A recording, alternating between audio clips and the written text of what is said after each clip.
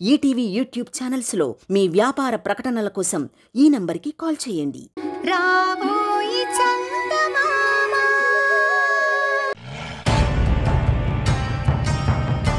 చాలా సంతోషం అమ్మా. ఆ భరత్ చంద్రిక ఇద్దరు కలిసి పథకం ప్రకారమే ఇంటికొచ్చినారు. కౌశిక్ని పిచ్చోణ్ణి చేసి వాడి ద్వారా ఇంట్లోకొచ్చి చేరినారు. ఈ ఆస్తి మీద కన్నేసినారు. అడ్డుగా ఉండాడని ఆఖరికి కౌశిక్ని కూడా పొట్టన పెట్టుకున్నారమ్మా. వాళ్ళని ఎట్టాగైనా 7 నుంచి పంపించాలని చాలా అనుకున్నారు. కానీ చివరికి లచ్చమ్మను కూడా మోసం చేసి వాళ్ళ మాటలతో మాయసేసి నా మీద కేసులు పెట్టి నన్ను 7 నుంచి బయటికి పంపించాలని చూసినారమ్మా. వదలతమ్మా. ఆ భరత్ గారిని ఆడి పెండ్లాన్ని ఎట్టి పరిస్థితుల్లోనూ వదిలిపెట్టకూడదు. వదిలిపెట్టను అంకుల్. ఎట్టి పరిస్థితుల్లో కూడా వదిలిపెట్టను. ఒక లాయర్గా ఇప్పటి వరకు ఎంతో మందికి న్యాయం చేశాను. నా కెరీర్ మొత్తంలో ఒక్క అన్యాయపు కేసు కూడా వాదించలేదు. తప్పు చేసిన వాణ్ణి ఎవ్వరిని ఇంతవరకు వదిలిపెట్టలేదు. అలాంటిది నాకు చదువు చెప్పించి నాకొక జీవితం ఇచ్చిన లక్ష్మి గారి ప్రాణాలు తీసిన వాణ్ణి ఊరికి వదిలిపెడతానా? వాడికి ఉరిశిక్ష పడేంత వరకు నేను వదిలిపెట్టను. నాకు తెలుసు. అందుకే కదా పట్టుపట్టి నిన్నిక్కడికొచ్చేలా చేశాను. ఆ చంద్రికకి సరిగ్గా పోటీ రావాలంటే నీలాంటిదే ఉండాలా? అంకుల్, ఈ కేసుకి సంబంధించిన అన్ని వివరాలు నాకు కావాలి. పోలీస్ ఎఫ్ఐఆర్ కాపీ, మీ దగ్గర ఉన్న సాక్ష్యాలు, అన్ని వివరాలు నాకు తెచ్చివ్వండి. నేను దాని గురించి స్టడీ చేయాలి. ఇదిగోమ్మా, ఇప్పుడే తెస్తాను.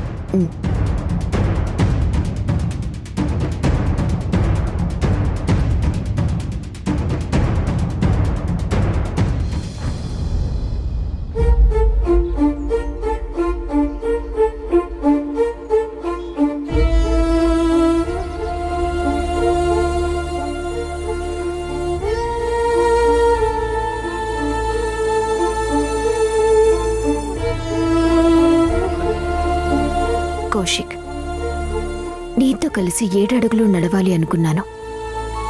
అనాథనైన నన్ను చదివించి పెంచి పెద్దదాన్ని చేసి ఈ ఇంటి కోడలిగా చేసుకోవాలని మీ అమ్మగారు ఎంతో ఆరాటపడ్డారు. పెళ్లి కూతురుగా వచ్చి పెళ్లిపీటల మీద కూర్చుంటే నన్ను వదిలేసి నీకు నచ్చిన అమ్మాయిని పెళ్లి చేసుకోవటానికి వెళ్ళిపోయావు. నేనా రోజు బాధపడినా, పోనీలే నేనిష్టపడిన నువ్వు ఎక్కడో అక్కడ నీకు నచ్చిన అమ్మాయితో సంతోషంగా ఉంటావు అనుకున్నాను. కానీ చివరికి నువ్వు చనిపోతావని నేను అస్సలు ఊహించలేదు కౌశిక్. నిన్నే ఆరాధిస్తూ నిన్నే నా మనసులో భర్తగా తలుచుకున్నాను. తాళి కట్టకపోయినా నీ భార్యగానే నేను బతుకుతున్నాను. కానీ ఇలాంటి పరిస్థితుల్లో మళ్ళీ నేను ఇక్కడికి వస్తానని ఊహించలేదు కౌశిక్. వదిలిపెట్టను. నిన్ను లక్ష్మి గారిని చంపిన భరత్ని పొరపాటును కూడా వదిలిపెట్టను. వాడికి ఉరిశిక్ష పడేంత వరకు నేను ఊరుకోను. ఈ కేసు నేను వాదిస్తాను, గెలుస్తాను.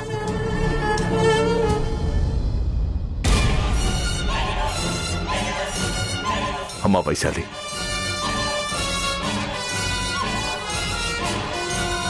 ఇదిగోనమ్మా ఫైలు. ఓకే అంకుల్, నేను ఆఫీస్కి వెళ్ళి మొత్తం స్టడీ చేసి మళ్ళీ మీకు ఫోన్ చేస్తాను. అట్టగనమ్మా. ఉంటాను అంకుల్.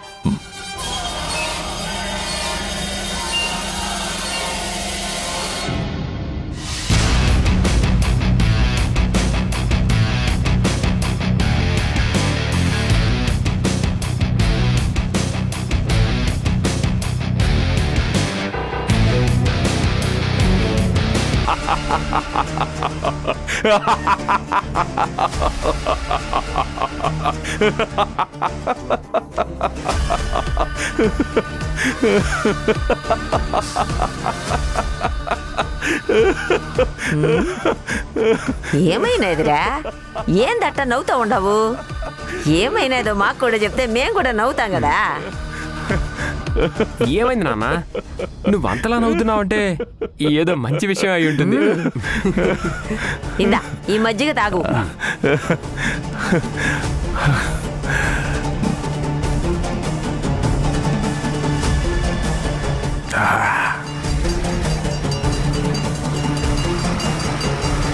కాలం కలిసొస్తే శత్రువు కూడా మనకు ఉపయోగపడతాడంటారమ్మా.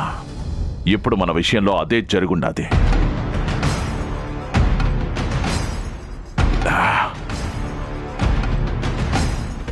ఇప్పటి వరకు ఆ చంద్రిక చాలా పెద్ద లాయరు. అది గనక కేసు తీసుకుంటే ఎవరూ దాన్ని ఓడించలేరని రుద్రాణి చాలా చెప్పినది కదా. ఇప్పుడు ఆ చంద్రికను ఓడించడానికి అంతకంటే బలమైన లాయర్ని సిద్ధం చేసి పెట్టినాన్రా. ఆ యమ్మి ఎవరో తెలుసునా? వైశాలి.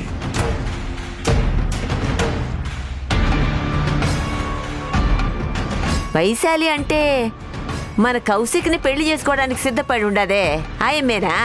కరెక్ట్ గా చెప్పినావమ్మా, ఆయమ్మే. ఆ యమ్మి ఇప్పుడు పెద్ద లాయర్ అయ్యుండాది.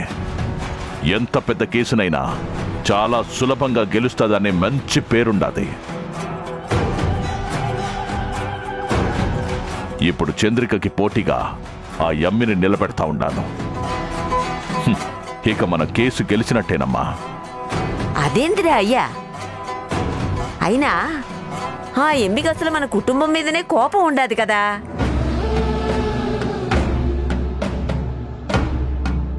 పైగా పెళ్లిపేటల మీదనే ఆ ఎమ్మిని వదిలేసిపోయినాడని కౌశిక్ మీద ఎక్కడలేని కోపం పెట్టుకొని ఉండాది. అట్టాంటిది ఈ కేసు ఆ ఎమ్మి ఎట్ట వాదిస్తోండాది? అక్కడే ఉండదమ్మా ఈ వీరభద్రం రాజకీయం. నీకో విషయం తెలుసునా? ఆ యమ్మి కౌశిక్ని చాలా ఇష్టపడి ఉండాది. పెండ్లంటూ చేసుకుంటే కౌశిక్నే చేసుకుంటాను, లేదంటే పెండ్లే వద్దని కూర్చున్నది.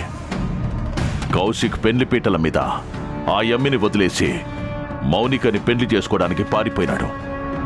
ఆ దినం నుంచి ఇప్పటి వరకు ఆ యమ్మి అట్టానే ఉండాది. పెండ్లి చేసుకున్నదే లేదు. ఇదంతా ఆ కౌశిక్ మీద కోపం కాదమ్మా, ప్రేమ. ఓ, కౌశిక్ను చంపినోడే లచ్చమ్మని కూడా చంపినాడని ఒక చిన్న కథ అల్లి చెప్పినాను, అంతే. వెంటనే ఆ కథకి కన్నీళ్లు పెట్టుకొని ఈ కేసు నేను వాదిస్తాను అంకులని గట్టిగా చెప్పినాది. ఎప్పుడు చూస్తాను ఆ చంద్రిక ఎట్టా గెలుస్తాదో, ఆ భరత్ని ఎట్టా విడిపించుకుంటాదో. నానా, ఇప్పటిదాకా కత్తి తీసుకొని నరికేసే మా నాన్న వీరభద్రం గురించే తెలుసు. కానీ ఇలా రాజకీయం చేసి ఎదుటోళ్ళని బుట్టలో వేసుకునే కొత్త నాన్న నేను చూస్తున్నాను నాన్న. రేయ్, ప్రతిసారి కత్తి వాడకూడదురా, అప్పుడప్పుడు బుర్ర కూడా వాడాలరా. అవతల మనిషిని ఎక్కడ రెచ్చగొడితే మనకు ఉపయోగపడతాడో తెలుసుకోవాలా. అందుకే ఆ వైశాలిని ఎక్కడ రెచ్చగొట్టాలనో అక్కడ రెచ్చగొట్టినాను. పాపం కౌశిక్ని మనసారా ప్రేమించినాది. వాడు లేకపోతే నాకు జీవితమే లేదనుకున్నది. వాడు మోసం చేసిపోయినా ఇంకా వాడి ధ్యాసలోనే ఉండాది. వాణ్ణే తలుచుకుంటూ పెళ్లి కూడా వద్దనుకున్నది. మరి అంత ప్రేమన్న మనిషి మీద అన్యాయంగా దాడి చేసి చంపేసినారంటే ఏ ఆడపిల్లకి మాత్రం కోపం రాదు.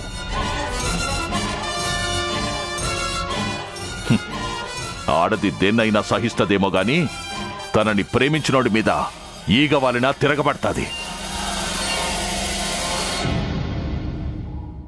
అదే నాకు కావాల్సింది కూడా.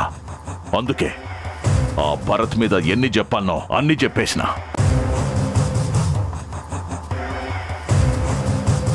ఆ భరత్ చంద్రిక ఇద్దరు కలిసి నువ్విష్టపడిన కౌశిక్ని అన్యాయంగా చంపేసినారు. చివరికి మా లచ్చమ్మను కూడా చంపేసి ఈ ఆస్తి మొత్తం కాజేయాలని చూస్తా ఉండారు. నువ్వు నిజంగా కౌశిక్ని ప్రేమించిన దానివే అయితే ఆ భరత్కి శిక్ష పడేలా చేయమని చెప్పుండాను. ఇప్పుడు ఆ చంద్రికని ఓడించి ఆ భరత్ గాడికి శిక్ష పడేలా చేయడానికి శాయశక్తులా ప్రయత్నిస్తాది. ఇది నాకు కావాల్సింది.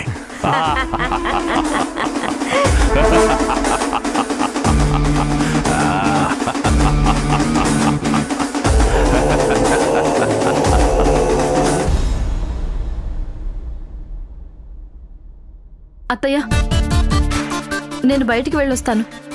ఎక్కడికమ్మా?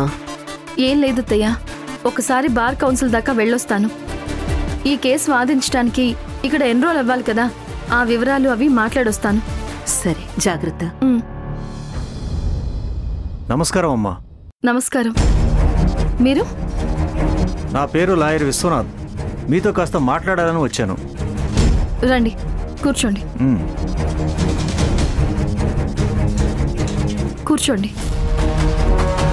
మీరు మాట్లాడుతూ ఉండండి, నేను కాఫీ తీసుకొస్తాను. వద్దమ్మా, కాసేపు మీరు కూడా కూర్చోండి. మీతో కొన్ని విషయాలు మాట్లాడాలి.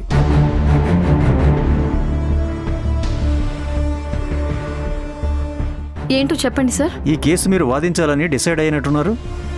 అవునండి, నా భర్తను నేను కాపాడుకోవటం కోసం ఈ కేసు నేనే వాదిస్తాను. అన్యాయంగా నా భర్తని ఈ కేసులో ఇరికించారు. ఎలా అయినా ఆయన్ని ఈ కేసు నుంచి బయటికి లాగాలి. ఇదిగో ఇప్పుడు బార్ కౌన్సిల్కే బయలుదేరాను, అంతలో మీరే వచ్చారు. చూడండి, మీరు బార్ కౌన్సిల్లో ఎన్రోల్ అవడం అనేది మీ హక్కు. ఖచ్చితంగా మీరు ఎన్రోల్ అవ్వచ్చు, దాన్ని ఎవరూ కాదనలేరు. కానీ ఈ కేసు మాత్రం మీరు వాదించడానికి మాత్రం వీల్లేదు.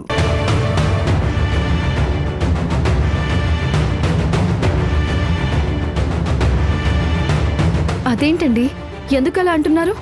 నా భర్త కేసు నేను వాదించడంలో తప్పేముంది? చూడమ్మా, నీకే కాదు, ప్రతి భార్యకి తన భర్త అమాయకుళ్లాగే మంచివాళ్లాగే కనిపిస్తాడు.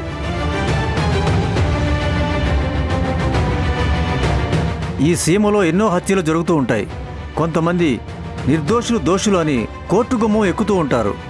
మరికొంతమంది దోషులు కూడా నిర్దోషులని చెప్పి చిన్నగా బయటికి వస్తూ ఉంటారు. వాటి గురించి కోర్టులో వాదోపవాదాలు జరుగుతూనే ఉంటాయి. అది సహజం. ఆ కేసుల గురించి చాలామంది లాయర్లు ఒకళ్ళ మీద ఒకళ్ళు కత్తులు దూసుకుంటూ ఉంటారు, ఒకళ్ళ మీద ఒకళ్ళు ఆరోపణలు చేసుకుంటూ ఉంటారు. కానీ ఒక్క ఈ కేసులోనే లాయర్లందరూ కలిసి మూకమ్మడిగా ఒక నిర్ణయం తీసుకున్నారు. అదేంటంటే భరత్ తరపున ఎవ్వరూ వాదించకూడదు అని.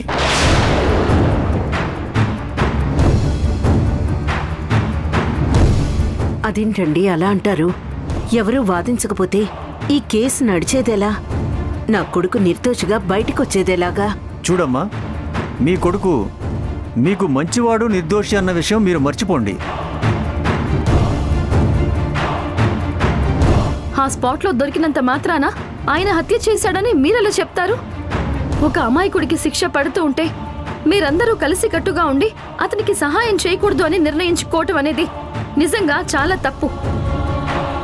మీరెవ్వరూ సహాయం చేయకపోయినా, మీరెవ్వరూ అతని తరపున వాదించకపోయినా నేను వాదిస్తాను. నేను అందుకే వచ్చానమ్మా. నువ్వు అతని తరపున వాదించు, కానీ అతన్ని గెలిపించడానికి కాదు, అతన్ని ఓడించడానికి వాదించు. ఏం మాట్లాడుతున్నారు సార్ మీరు? ఉన్న విషయమే చెప్తున్నానమ్మా. ఈ సీమలో లక్ష్మి గారంటే ప్రతి ఒక్కరికి అభిమానం ఉంది, ఆమెకి విపరీతమైన గౌరవం ఉంది.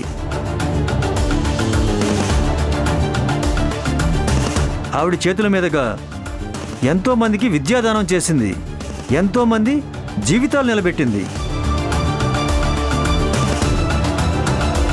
కేసు కోర్టు దాకా వచ్చింది కాబట్టి మీతో మాట్లాడడానికి వచ్చాను. లేదంటే మేం మాటల్లో కాదు, చేతలోనే చూపించేవాళ్ళం. సాటి లాయర్ కాబట్టి మీరు అర్థం చేసుకుంటారని మర్యాదగా చెప్పిపోవడానికి వచ్చాను. ఆ తర్వాత మీ ఇష్టం.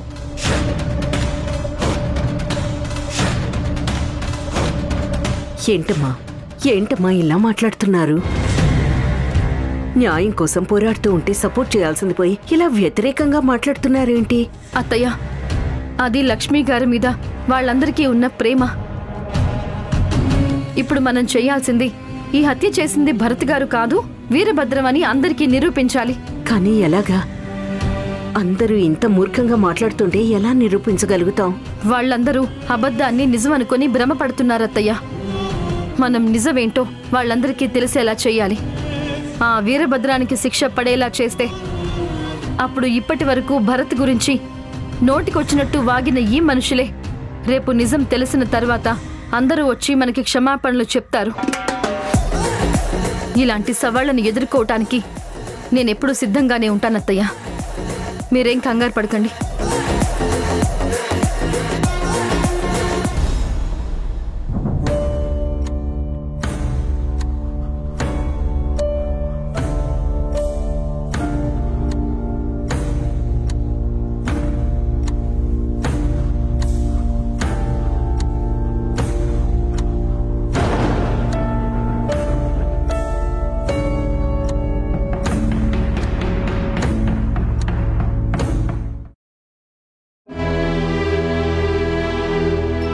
కౌశిక్, నీతో కలిసి చాలా గొప్ప జీవితం ఊహించుకున్నాను.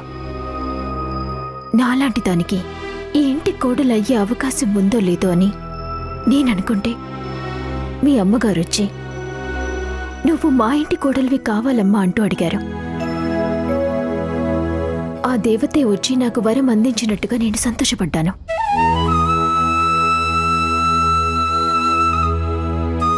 కానీ నువ్వు మాత్రం ఆ వరాన్ని అందించలేదు. నన్ను నిర్దాక్షిణ్యంగా పెళ్లి పీటల మీద వదిలేసి వెళ్ళిపోయావు. నిజమైన ప్రేమకి నిదర్శనం త్యాగం అంటారు. కనీసం నువ్వైనా నువ్విష్టపడిన అమ్మాయితో సంతోషంగా సుఖంగా ఉంటావని ఇన్ని రోజులు అనుకున్నాను. కానీ ఇలా జరుగుతుందని అస్సలు ఊహించలేదు కౌశిక్. నీ ప్రేమకి నేను దూరమైనా కనీసం నీ ఆత్మశాంతి కోసమైనా నేను పోరాడతాను. అన్యాయంగా మీ అమ్మగారిని పొట్టును పెట్టుకున్నా ఆ భరత్ని మాత్రం వదిలేదే లేదు.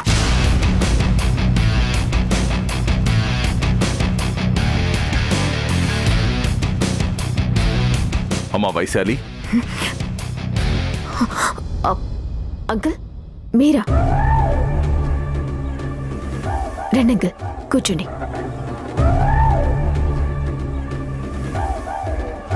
చెప్పండి అంకుల్, ఏంటి ఇలా వచ్చారు?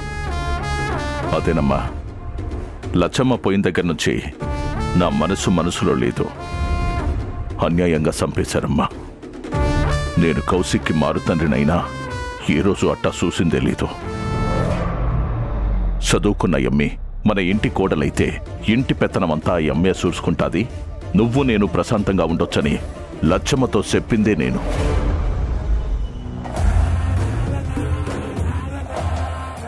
వదిలేండి అంకుల్, జరిగిందేదో జరిగిపోయింది. ఇప్పుడు దాని గురించి ఆలోచించాల్సిన అవసరం ఏమీ లేదు. అట అనమ్మకమ్మా. చాలా దినాల తర్వాత మళ్లీ పాత జ్ఞాపకాలన్నీ కళ్ల ముందు కదలాడుతున్నాయి. ఆ కౌశిక్ పోయిపోయి ఆ భరత్ గాడిని నమ్మినాడు. ఎవరో ముక్కు ముఖం తెలియని ఆ ఎమ్మిని పెండ్లి చేసుకోవడానికి నిన్ను పీటల మీద వదిలేసిపోయినాడు. అప్పుడు పోవడం మళ్ళీ ఇంటికొచ్చిందే లేదు. లచ్చమ్మ దిగులుతో నా కొడుకుని చూడాలా అని మంచం పట్టినాది. మనసు ఆపుకోలేక ఆడి కబురు చేసినాను. తను పెండ్లంతో తిరిగి వస్తాడనుకుంటే ఇదిగో ఈ చంద్రికను తీసుకుని తన పెండ్లంగా పరిచయం చేసినాడు. మరి చంద్రికని తన భార్యగా ఎలా పరిచయం చేశాడు? అది చూసి మీరెలా ఒప్పుకున్నారు? మీకు కౌశిక్ భార్య ఎవరో తెలీదా? అమ్మా, ఆ తర్వాత చాలా జరిగినాయమ్మా. నీకు చాలా విషయాలు చెప్పాలని కీడకొచ్చినాను. ఇగో లచ్చమ్మ, నీ కొడుకు కొడలు వచ్చుండారు చూడు. పెండ్లి మన కండ్ల ముందు జరక్కపోయినా జంటగానే కనిపించినారు. బాగా చూసుకో. తల్లి ప్రాణాలు కాపాడుకోవడానికే కౌశిక్ ఆ భరత్ గారిని నమ్మినాడు. వాడు స్నేహితుడని నమ్మి ఆ భార్యాభర్తల్ని తీసుకొచ్చి ఈ ఇంట్లో పెట్టినాడు. చివరికి ఎవరినైతే నమ్మినాడో వాడే కౌశిక్ ప్రాణాలు తీస్తాడని అస్సలు ఊహించలేదమ్మా. అంకుల్, మీరు ఇంతమంది ఉన్నారు, మీ చుట్టూ ఇంత పెద్ద బలగం ఉంది. ఎక్కడ ఏ చిన్న ఇన్సిడెంట్ జరిగినా మీకు వెంటనే తెలిసిపోతుంది. అలాంటిది కౌశిక్ని చంపిన వ్యక్తి మీ కళ్ళ ముందు తిరుగుతూ ఉంటే మీరు చూస్తూ ఎలా ఊరుకున్నారు? కౌశిక్ని చంపింది అతనే అని మీకు తెలిసినప్పుడు వెంటనే అతని మీద పోలీస్ స్టేషన్లో కేసైనా పెట్టాల్సింది కదా. మీరెందుకు చూస్తూ ఊరుకున్నారు? ఎక్కడమ్మా? కౌశిక్ని ఎవరో తెలియని వ్యక్తులు చంపినారని ఒక కథ సృష్టించినాడు. నన్ను లచ్చమ్మని ఈ ఊరి జనాలందర్నీ నమ్మించినాడు. ఇంట్లో వాళ్లే ఎవరో కావాలని కౌశిక్ని చంపినారని ఒక కథ పుట్టించినాడు. మేమందరం వాడినే నమ్మినాం. కానీ వాడే ఇంత పని చేస్తాడని ఊహించలేకపోయినామమ్మా. ఇంకో విషయం ఏంటంటే, చంద్రిక భరతులిద్దరూ భార్యాభర్తలన్న విషయం నిన్న మొన్నటిదాకా మాకు తెలియనిలేదు తల్లి. ఇంత పెద్ద మోసం చేశాడా? మీరందరూ ఇంతమంది ఉండి కూడా ఇటు కౌశిక్ని కాని అటు లక్ష్మి గారిని కాని కాపాడుకోలేకపోయారు అంటే అది నాకు నిజంగా చాలా బాధగా ఉందంగా. నేను ఇదివరకటి వీరభద్రంలాగా ఉండి ఉంటే ఈ పాటికి కేసు ఇంత దూరం వచ్చుండేది కాదమ్మా. వాడి తల నరికేసి ఎప్పుడు నేను కాకులకి గద్దలకి వేసుండేవాణ్ణి. లచ్చమ్మ నా దగ్గర ఎన్నోసార్లు ఏడ్చినాది. పోతయ్యా, ఈ రక్తపు కూడు మనకొద్దు, ఇంకొకరితో మనకు గొడవలొద్దు, మనం ప్రశాంతంగా ఉందామయ్యా, జరిగిందేదో జరిగిపోయినాది అని ఎంతో చెప్పినాది. మొదట కాదన్నా, చివరికి లచ్చమ్మ మాట కాదనలేక నా పద్ధతులన్నీ మార్చుకున్నాను తల్లి. నాకో విషయం అర్థమైన తల్లి, క్రూరమృగం ఎప్పుడూ క్రూరమృగంలాగానే ఉండాలా. సాధు జంతువులా మారింది అంటే దాన్ని ఈ జనాలు కొట్టి చంపేస్తారు.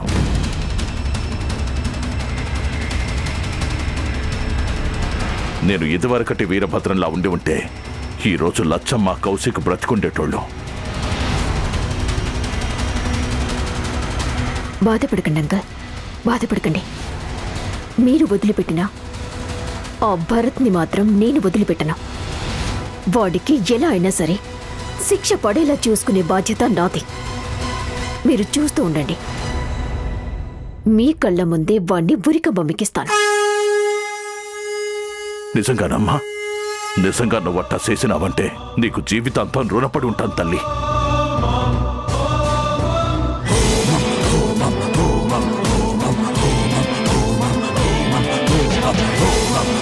ఈ నెల 15వ తేదీన లక్ష్మి గారు మేమందరం ఇక్కడికి వచ్చి దేవుడికి పూజ జరిపించాము. సారీ అండి, 15వ తారీఖు సంబంధించిన ఫుటేజ్ మొత్తం ఎరేజ్ అయిపోయింది.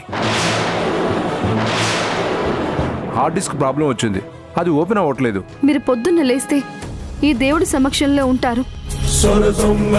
మీలాంటి వాళ్ళు కూడా ధర్మానికి న్యాయానికి అండగా నిలబడకపోతే ఎలా సార్?